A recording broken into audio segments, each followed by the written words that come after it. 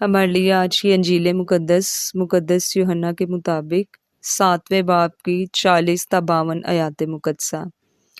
तब हजूम में से बाज ने उसकी ये बातें सुनकर कहा, सचमुच यही अलनबी है। औरों ने कहा, ये अलमसीह है। मगर बाज ने कहा, क्या अलमसीह जलील से आएगा? क्या नविश्ता नहीं कहता कि अलमसीह दाऊद की नस्ल से और बैतलहम के गांव से आएगा, जहां दाऊद रहता था। चुनाचे हजूम में इसकी बाबत इख्तलाफ हुआ और उनमें से बाज उसे पकड़ने का इरादा करते थे, मगर किसी ने उस पर हाथ न डाला।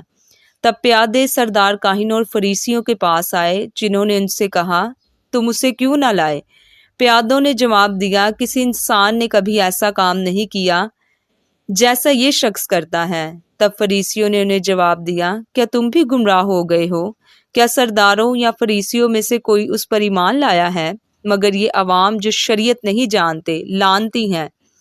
लेकिन निकोदीमस ने, जो पहले उसके पास आया था और उन्हीं में से था, उनसे कहा, क्या हमारी शरीयत किसी को मुजरिम ठहराती है? पेशतर इससे कि उसकी सुन ले और जान ले कि वो क्या करता है। उन्होंने जवाब में उससे कहा कि क्या तू भी जलीली है? तलाश कर और देख कि जलील में से कोई नबी माबूस नहीं होता। पाकलाम के पढ़े और सुने जाने पर खुदावंद की बरकत हो, खुदावंद का शुक्र हो। मैं सिस्टर शकीला हरमस दुख्तरान पालूस आप सबको सुबह का सलाम पेश करती हूँ। आज की इंजील मुकद्दस उस गुफ्तगू का तसलसल है जो यीशु मसीह और फरीसियों के दरमियान हो रही थी, और उनकी गुफ्तगू सुनने वालों का एक बहुत बड़ा हजूम था। कुछ लोगों का यकीन था कि यीशु मसीह एक नबी है, कुछ लोगों का यकीन था कि वो मसीह है। ताहम और भी लोग थे जिन्होंने इस दावे से इख्तिलाफ किया।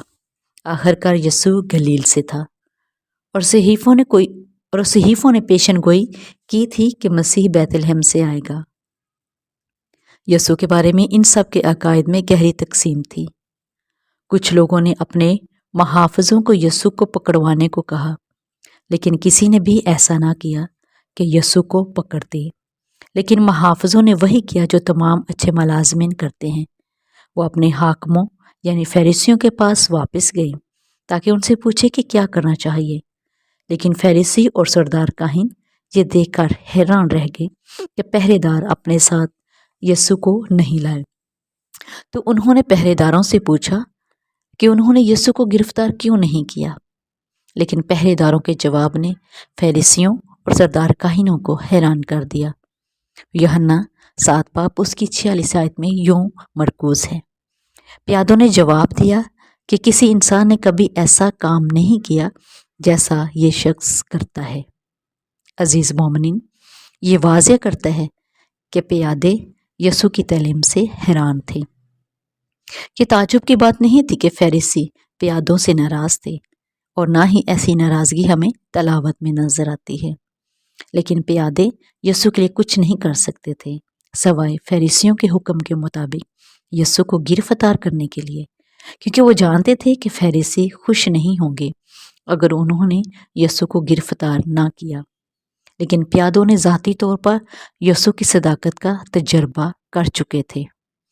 यीशु ने कोई कानून नहीं तोड़ा था, वो सिर्फ फरीसियों की ताकत के लिए खतरा था। शौरी तौर पर प्यादे यीशु को गिरफ्तार नहीं कर सकते थे और ना करेंगे। इस सारी गुफ्तगू के दौरान निकोदेमस, जो एक फरीसी है, अपने साथी फरीसियों से पूछता है कि क्या यहूदी कानून फर्द के दफा को सुनने से पहले किसी की मजम्मत करने की इजाज़त देता है। कम से कम किसी फरीसी को किसी भी शख्स को गिरफ्तार करने से पहले पूछगिछ करनी चाहिए। आप तसव्वुर कर सकते हैं कि फरीसी निकोदेमस की तनकीद और मुदाखलत पर नाराज और गुस्से में थे। उन्होंने उसे दो टूक अल्फाज में कहा कि इन पर तनकीद करना तुम्हारा काम नहीं है और ना ही जगह है।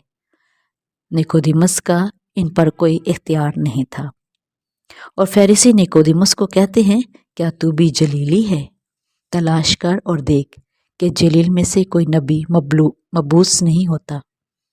क्या निकोदेमस नहीं समझता था कि गलील से कुछ भी या कोई अच्छा नहीं आ सकता? हर गुजरते दिन के साथ यीशु वाज़े तौर पर फरीसियों की ताकत और इख्तियार के लिए ज़्यादा खतरा बनता जा रहा था। लोग यीशु की बातें सुन रहे थे और ईमान ला रहे थे, और उनमें से कुछ फरीसियों से सवाल और शक करने लगे थे। यीशु और फरीसियों के दरमियान तनाव बढ़ता जा रहा था, और फरीसी यीशु से छुटकारा पाने की हर मुमकिन कोशिश करने लगे। मौज़े सामीन, आज हम खुद से पूछ सकते हैं कि हम खुद को फरीसियों के रूप में कब पाते हैं। हम कब फरीसियों की तरह इंसाफ करते हैं? क्या ऐसे लम्हात भी आते हैं जब हम दूसरों पर तनकीद करते हैं जो हमसे मुख्तलिफ होते हैं? शायद हर पल हर रोज़ हम ऐसा करते हैं। हम उन पर तनकीद करते हैं जिनकी इक़्तिदार या रवैये हमें मंजूर नहीं होते। आज की इंजील हमें अपने ज़मीर और दिल की आवाज़ को सुनने की दावत देती है, क्योंकि हम अपने ज़मीर और दिल की आवाज़ सुनकर हैरान हो सकते हैं। अगर हम अपने ख्यालात और फैसलों की निगरानी करते हैं तो हमें अंदाज़ा हो सकता है कि हम कितनी जल्दी और फितरी तौर पर किसी दूसरे शख्स के फैसले को रद्द कर देते हैं या किसी दूसरे शख्स के फैसले में कूद जाते हैं। अगर हम देखते हैं कि हम किसी दूसरे का फैसला कर रहे हैं तो हमारे पास अपने जहनों और दिलों को बदलने का मौका है। हमारे पास फैसला बरकरार रखने या इसे जारी करने का इंतखाब है। हम क्या करने का इंतखाब करेंगे, इसका चुनाव हम अपने ज़मीर और दिल की आवाज़ को सुनकर करें। आए हम खुदावंद से दुआ करें कि खुदावंद हमें अपने ज़मीर और दिल की आवाज़ को सुनने की हिकमत और ताकत दे। आमीन।